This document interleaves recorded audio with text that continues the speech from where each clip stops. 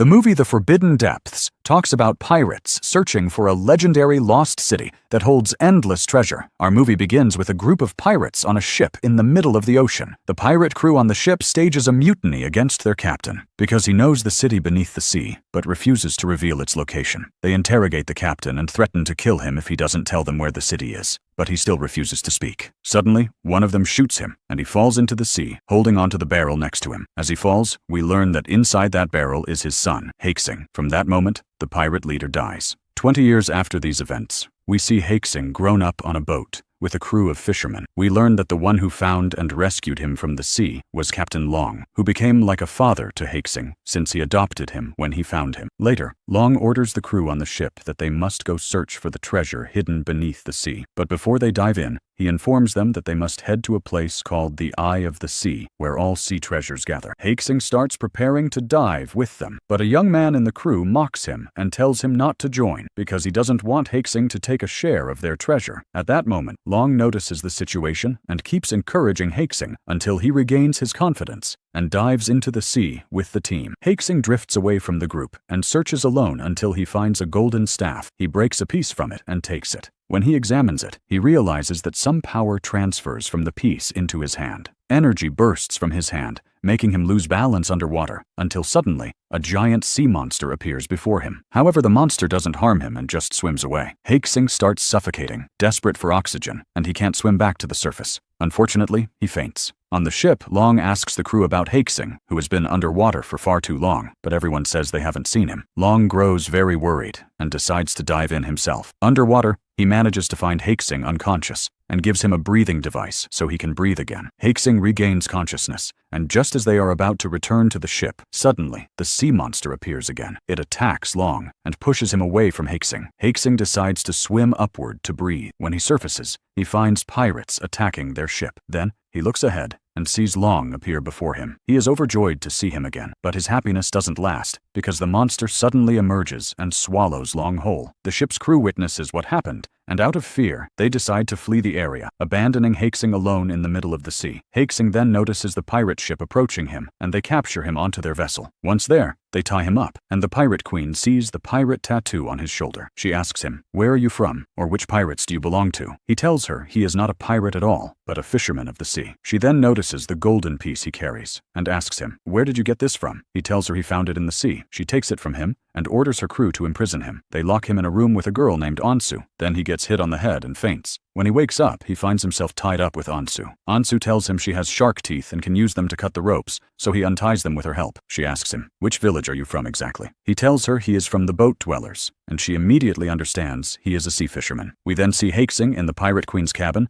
searching for his golden piece until he finds it. Then he looks at the map and sees a mark on an island called Elixir Island. The mark indicates they are planning to attack that island. Meanwhile, Ansu appears before the pirate crew, and they attempt to assault her, but Haixing rescues her. He takes her, and they both jump into the sea. They reach a small boat that they supposedly stole from the ship. Suddenly, Haixing is struck by an arrow in his back, shot by the pirate queen, who is furious that he didn't die. Afterward, she kills one of her own crew members and throws his body into the sea. The next day, Haixing wakes up to find Ansu tending to his wound. It becomes clear that there are signs of mutual admiration between them. Ansu asks him about his golden piece, and when he shows it to her, she is greatly surprised. She tells him she is from Elixir Island and reveals that she is searching for the lost city beneath the sea. According to legend, it lies under Elixir Island, and they actually decide to go to the Elixir Island. And then she gives him a fish so he can eat it, and she tells him that he must eat very well and regain his strength so he can pass through the ghost fog. Of course, when he asks her what this ghost fog is, she explains that in order to go to the Elixir Island, he must enter the ghost fog. And this fog is extremely cold, and she explains that anyone who goes through it cannot withstand its coldness, and unfortunately, dies immediately. Anyway, by that time, they are in front of the ghost fog, and he asks her, "How are we going to pass through, you smart one, without dying from the cold?" So she tells him that she has 2 bottles of sea mercury water. Suddenly, while she is talking, they get pulled into the fog, and Haixing starts feeling very weak and faints. So Ansu makes him drink from the sea mercury water to wake him up, and indeed he wakes up. She keeps talking to him so he doesn't faint again. After they manage to pass through the fog, Ansu takes Haixing to her family's house so he can rest well. Ansu's grandfather is very angry with her for bringing a stranger to their village. Later, Haixing wakes up from sleep and goes out to explore the island, where he meets Dr. Wu, who tells him that he is the one who treated the wound on his back, and that he saw the pirate tattoo on his body, but never told anyone that he was a pirate. Then Ansu arrives and introduces them to each other, and she tells Haixing that Wu is a very great scientist, and she keeps praising him in front of Haixing. Then they tell Haixing that they are trying to search for the treasure of the lost island. Wu asks him to follow him because he wants to give him something that might help him a little. He gives him a book that has the same drawing of the golden piece that he has, exactly the same, and in the book it is also written that the city under the ocean is located beneath a very large ship in the Elixir village. Then the three of them immediately go to a very big mountain, and its shape is exactly like a ship. So Haixing understands that the city must be beneath that mountain, and they decide to climb to the top of the mountain. When they climb to the top, they see that there is a mysterious circle in the water. Haixing looks at the paper he has, and understands that they must go through this circle if they want to enter the city. And indeed, they all dive into the sea, and they enter through the circle until they reach a place inside the sea where there is no water at all. The three of them find a cave and enter it to explore. When Haixing enters the cave, he remembers every part of it, and he recalls that he had come here long ago with his father, the pirate leader. Then his memories are interrupted, and he warns them that they must run quickly from this place, because water is coming at them right now. Before he finishes his words, the water really rushes at them and is about to drown them. But suddenly Haixing finds his hand emitting power, and he turns the water into ice, and he actually saves them at the last moment.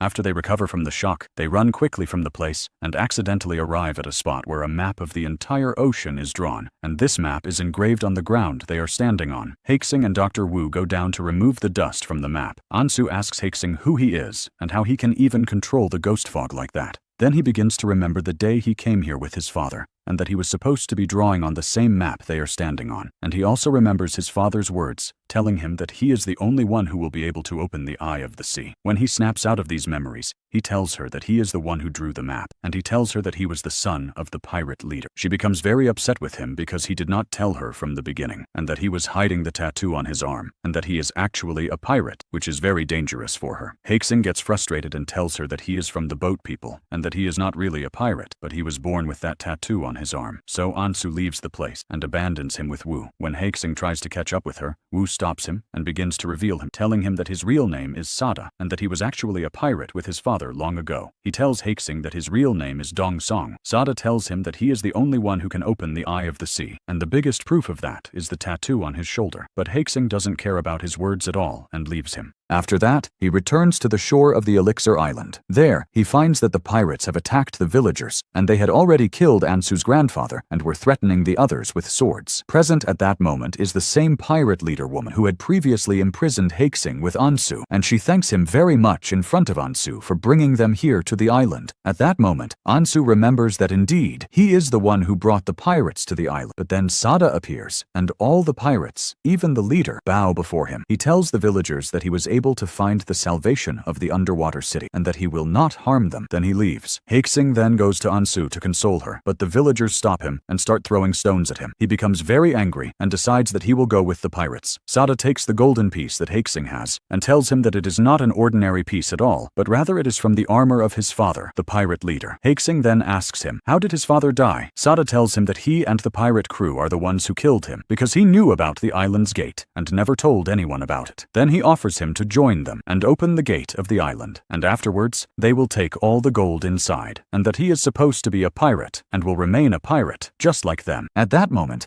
Haixing remembers the days when he was with the boat dwellers and how much they treated him with contempt because his hand didn't have the pirate tattoo. So Haixing agrees to join them because of the way people treated him, believing that they would surely respect him after he became stronger and opened the gate of the island, which was supposed to be called the Eye of the Sea. On the other side, we see Ansu as she buries her grandfather, and afterwards, she rules the island after him. It turns out that Long is still alive, and Ansu decides to go to him. When she arrives, she asks him to form an alliance with her, along with all the boat dwellers, so that they can break the ghost fog. She tells him that no one can do it except Haixing, and they must rescue him from those evil pirates. One of the boat dwellers angrily tells Ansu that none of them will risk their lives for just a pirate. Ansu feels very disappointed and is about to leave, but Long stops her and tells her that he will go with her to save his son. Then we see Haixing on the pirates' ship, starting to open the gate of the city beneath them, until suddenly Long's crew attacks the ship and asks Haixing to return with them, but he refuses to go. The pirate pirate leader attacks them, but Haixing stops her and prevents her from harming. Then Ansu appears and begins to tell him that she has learned about his life and that her grandfather told her everything before he died. She reveals that Haixing's father, the pirate leader, was a very kind man who tried to protect them. Haixing tells her that she must leave with her people so he doesn't harm them, and that it's impossible for him to return with them no matter what happens. At that moment, Long appears on the ship with his crew. When he sees Haixing, he is overjoyed that he is still alive and goes to embrace him to take him back with him. But as they are about to leave, Sada betrays them and shoots Long, and unfortunately, Long dies. Haixing remembers the day his father died in the exact same way, realizing that it was Sada who had shot his father too and ended his life. After that, Sada escapes from the ship, jumps into the sea, and enters the gate of the city. Haixing orders his friends to take Long's body, while he will take care of the rest. The pirate leader wants to kill Ansu, but Haixing manages to stop her. Before she can jump at him to kill him with her weapons,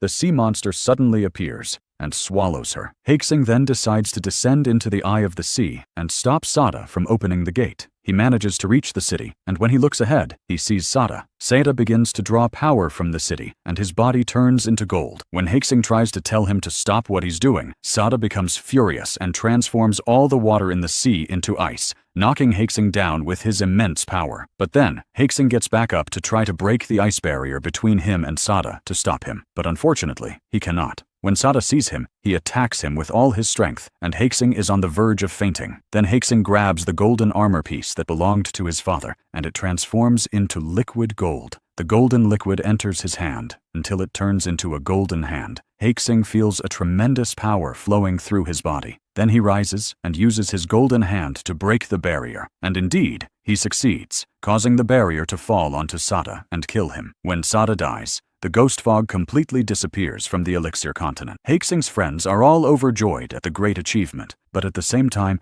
they are sad, thinking that Haixing has died. But suddenly, he rises out of the sea, and they realize he is still alive. Ansu is overjoyed, and they decide from that day forward to continue their lives together, and the movie ends.